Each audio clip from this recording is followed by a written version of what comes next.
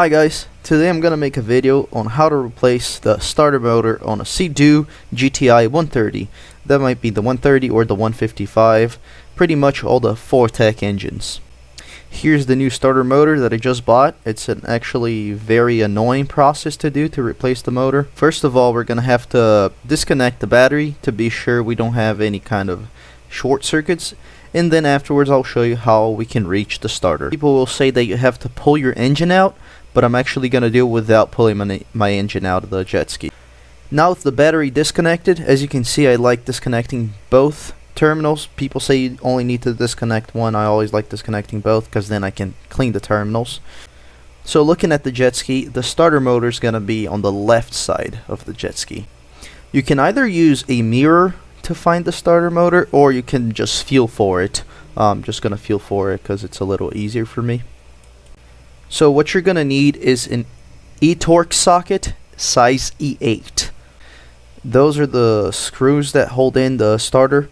So again, it's an E8 ETorx, which is pretty much a Torx but the opposite, the female of it.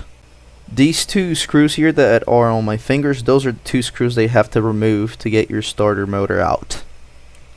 So you remove those screws and then you're just gonna pull the starter motor out. It's gonna have a little bit of resistance because of the O-rings, but all you gotta do is pull it out. Now after you pulled the starter motor, which is actually quite hard, you're gonna unscrew this nut with a 10mm wrench. This nut is what actually holds the power cable into the starter motor. Now that you have the nut out, the starter motor is completely out. All you gotta do is install the new motor. Now with the new starter motor, you're gonna put the cable back in place.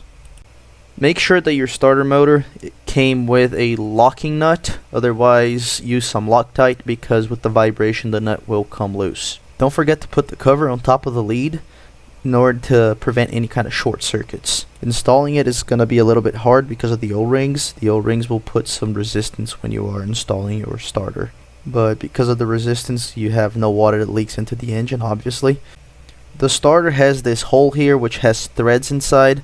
In some jet skis, you will have a negative lead that goes to the starter. Not the case of this one, but some jet skis will have that. That's why it has the hole.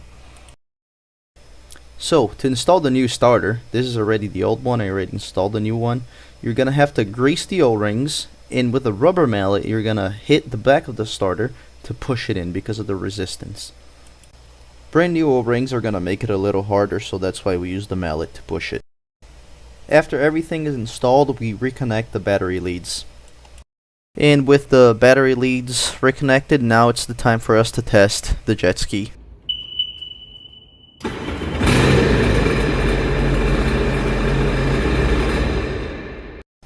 Perfect. The problem I was having is when my jet ski's engine was hot, the starter wouldn't crank or would crank very slowly, which meant my starter was going bad. If this video helped you, like and subscribe. See you next time.